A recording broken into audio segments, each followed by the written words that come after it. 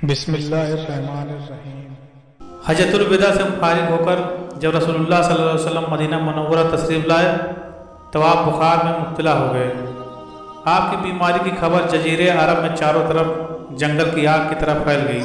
یمن میں اسود انسی، یمامہ میں مسلمہ کجاب اور بلاد بنو اسد میں تلیہ اسدی مرتد ہو گئے۔ ان تینوں نے نبوت کا دعویٰ کرتے ہوئے یہ اعلان کیا کہ ہمیں اپنی اپنی قوم کی طرف اسی طرح نبی بنا کر بھیجا گیا ہے جس طرح محمد بن عبداللہ صلی اللہ علیہ وسلم کو قریش کی طرف نبی بنا کر بھیجا گیا۔ اسود انسی سخت دل، طاقتور، دیو ہیکل، سرپسند، نجومی اور جادوگر تھا۔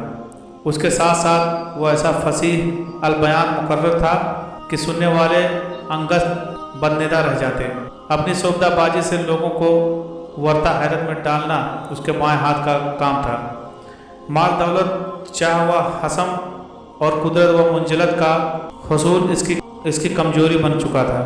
جب بھی گھر سے باہر نکلتا اپنے چہرے پر خود چڑھا لیتا تاکہ لوگ اسے دیکھ کر ہیبت زدہ ہو جائیں۔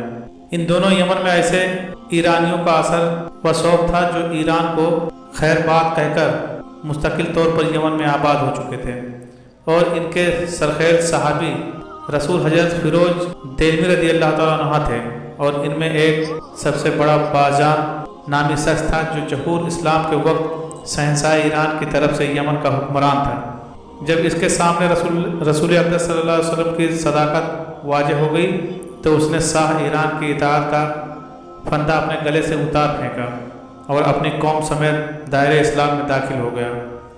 نبی اکرم صلی اللہ علیہ وسلم نے اسے بدستور یمن کا حاکم رہنے دیا اور اس منصب پر آخر دم تک فائز رہا، اور ان کی وفات کے چند روز بعد اسود انسی نے نبوت کا دعویٰ کر دیا۔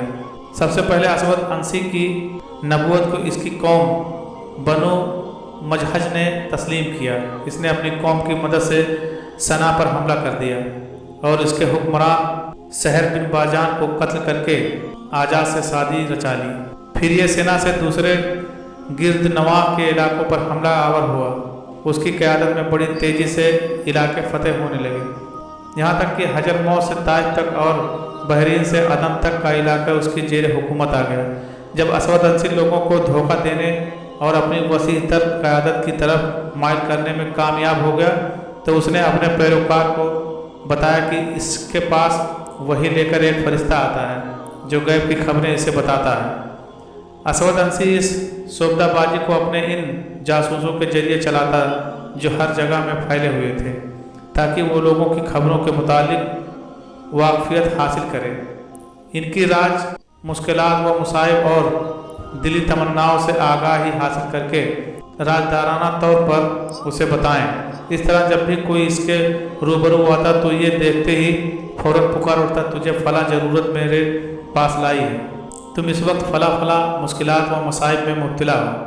اپنے پیروکاروں کو ایسے کرتب دکھاتا کہ ان کی عقلیں دنگ رہ جاتی، یہاں تک کہ کاروبار حکومت چلانے میں اس کے پاؤں جم گئے، اور اس کی دعوت آفاق عالم میں اس طرح پھیلی جیسے خشک جنگل میں آگ پھیل جاتی ہے۔ جب نبی کریم صلی اللہ علیہ وسلم کو اسود انسی کے مرتد ہونے اور یمن پر حملہ آور ہو کر اسے اپنے قبضے میں لینے کی خبر ملی تو آپ صلی اللہ علیہ وسلم نے 10 صحابہ کرام رضی اللہ تعالیٰ عنہ کو یمن میں آباد صحابہ کرام کی طرف یہ پیغام دے کر بھیجا کہ اسود انسی کے پیدا کردہ فتنے کا جس طرح بھی ہو سکے قلعہ کما کر دیا جائے۔ جس صحابی رسول کے پاس آپ کا پیغام پہنچا وہ فوراً آپ کی دعوت پر لبیک کہتے ہوئے آپ کے حکم کو نافذ کرنے کے کمر بستہ ہو جاتا۔ آپ کی دعوت پر لبیک کہنے والوں میں سبقت لے جانے والے ہماری اس داستان کے ہیرو حضرت فیروز دہلوی رضی اللہ تعالیٰ عنہ ہیں۔ حضرت فیروز دہلوی رضی اللہ تعالیٰ عنہ فرماتے ہیں، مجھے اور میرے ساتھیوں کو دین الہی کے برحق ہونے اور دشمن خدا اسود انسی کے جھوٹا ہونے کے بارے میں ذرہ برابر بھی شک نہیں تھا۔ ہم اس پر حملہ آور ہونے اور اس سے گلو خلاصی کرانے کی ہردم فکر میں تھے۔ جب ہمارے پاس اور یمن میں آباد صحابہ رضی اللہ تعالیٰ عنہ کے پاس رسول اللہ صلی اللہ علیہ وسلم کے خطوط آئے تو ہمارے حوصلے بلند ہو گئے۔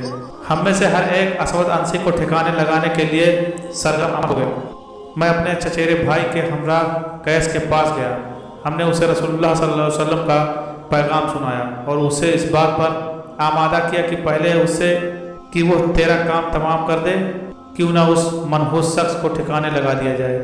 اس نے پورے انشراح صدر سے ہماری دعوت کو قبول کیا اور اپنے دلی ارادے سے ہمیں آگاہ کیا، اور اس نے ہمارے بارے میں یہ خیال کیا کہ یہ میری مدد کے لیے آسمان سے فرشتے نازل ہوئے ہیں۔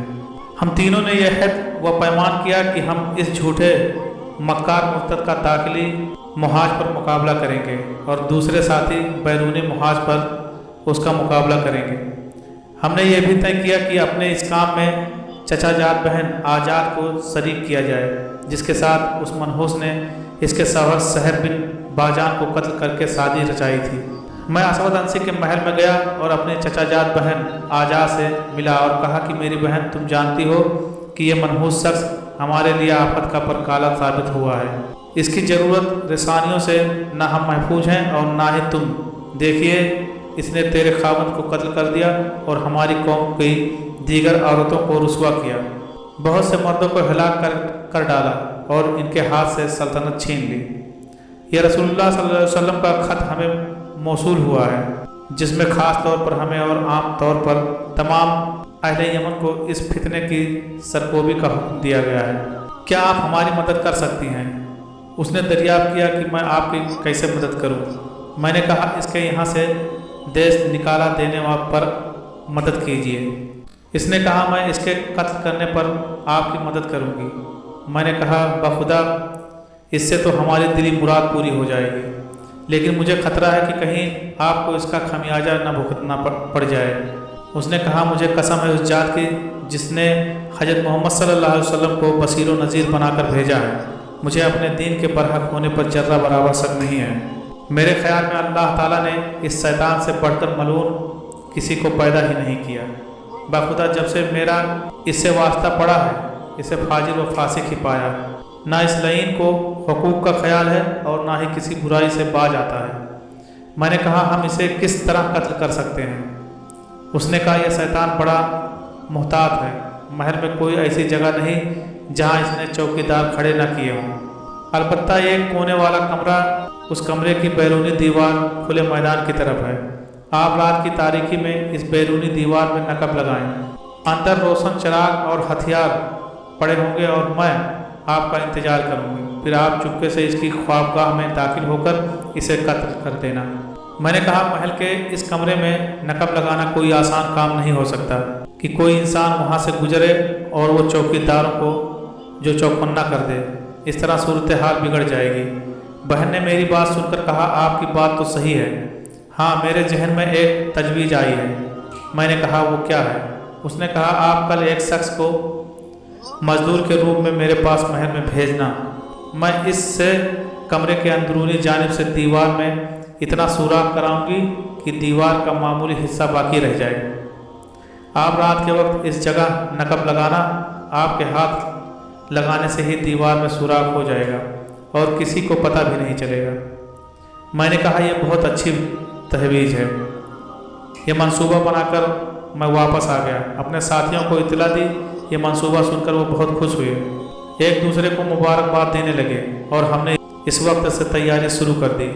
پھر ہم نے اہل ایمان کو خواص کو اس منصوبے کی اطلاع دی اور انہیں اس راز سے آگاہ کیا، اور ہم نے انہیں تیار اور چوکس رہنے کے لیے کہا اور انہیں یہ بھی بتا دیا کہ کل فجر کے وقت تک ہم اس منصوبے کو پائے تکمیل تک پہنچا دیں گے۔ جب رات کی تاریکی پھیل گئی اور وقت مقرر قریب آ گیا، میں اپنے دو ساتھیوں کے ہمراہ منزل کی طرف روانہ ہوا۔ دیوار کو نقب لگائی، کمرے میں داخل ہو گئے، اندر پڑے ہوئے ہتھیار پکڑے، چراغ ہاتھ میں لیا اور دشمن خدا کی خلوت گاہ کی طرف چلے۔ میری چچا جات بہن دروازے پر کھڑی تھی، اس نے اشارہ کیا کہ میں دبے پاؤں اندر داخل ہوا۔ وہ گہری نیند میں کھٹاٹے لے رہا تھا۔ میں نے اس کی گردن پر وار کیا تو وہ بیل کی طرح دہاڑ اور جبہ کیے گئے اونٹ کی طرح تڑپنے لگا۔ جب چوکیداروں نے اس کی گھگھیائی ہوئی آوازیں سنی تو خلوت گاہ کی طرف لپکے اور کہنے لگے، اندر سے یہ آواز کیسی آ رہی ہے؟ میرے چچا کی بیٹی نے ان سے کہا جاؤ آرام کرو، گھبرانے کی ضرورت نہیں ہے، یہ اللہ کا نبی ہے، اب اس کی طرف وحی ہو رہی ہے۔ تو وہ منہ لٹکائے ہوئے واپس لوٹ گئے۔ ہم محل میں طلوع فجر تک رہے۔ طلوع فجر کے بعد میں محل کی دیوار پر چڑھا اور اذان دینا شروع کر دی۔ جب میں نے اشہد ان لا الہ الا اللہ و اشہد ان محمد رسول اللہ کہا اور ساتھ ہی یہ بھی کہا اشہد ان اسود عنسی کذاب، تاکہ مسلمان میرے اشارے کو سمجھ جائیں، یہ کلمات سنتے ہی مسلمانوں نے چاروں طرف سے محل پر حملہ کر دیا۔ اذان کی آواز سن کر چوکیدار چوکس ہو گئے اور گھمسان کی لڑائی شروع ہو گئی۔ میں نے محل کی دیوار کے اوپر سے اسود عنسی کا سر نیچے پھینک دیا۔ اسود عنسی کے پیروکاروں نے جب اس کا سر دیکھا تو کمزور پڑ گئے اور ان کی طاقت زائل ہو گئی۔ جب مومنوں نے اس کا سر دیکھا تو نعرے تکبیر بلند کیا اور دشمن پر زوردار حملہ کیا۔ طلوع آفتاب سے پہلے جنگ ختم ہو گئی اور مسلمانوں نے قلعے پر قبضہ کر لیا۔ طلوع آفتاب کے بعد جب چاروں سو روشنی پھیل گئی تو ہم نے رسول اقدس صلی اللہ علیہ وسلم کی طرف قاصد روانہ کیے۔ جب یہ خوشخبری دینے والے قاصد مدینہ پہنچے تو انہیں پتہ چلا کہ سرور عالم فخر موجودات شمس الضحیٰ بدر الدجا نبی مکرم رسول معظم صلی اللہ علیہ وسلم گزشتہ رات اپنے اللہ کو پیارے ہو چکے ہیں۔ قاصد حیرانی اور پریشانی کی تصویر بنے ہوئے تھے کہ انہیں بتایا گیا کہ نبی اقدس صلی اللہ علیہ وسلم کو وحی کے ذریعے اللہ تعالیٰ نے اس رات آگاہ کر دیا تھا جس رات اسود عنسی کو قتل کیا گیا۔ رسول اکرم صلی اللہ علیہ وسلم نے اپنے صحابہ سے یہ ارشاد فرمایا، گزشتہ رات اسود عنسی کو قتل کر دیا گیا ہے۔ اس کو ایک ایسے بابرکت شخص نے قتل کیا ہے جس کا تعلق ایک بابرکت گھرانے سے تھا۔ آپ سے دریافت کیا گیا یا رسول اللہ صلی اللہ علیہ وسلم وہ مبارک شخص کون ہے؟ آپ نے فرمایا فیروز اپنے مشن میں کامیاب ہو گیا۔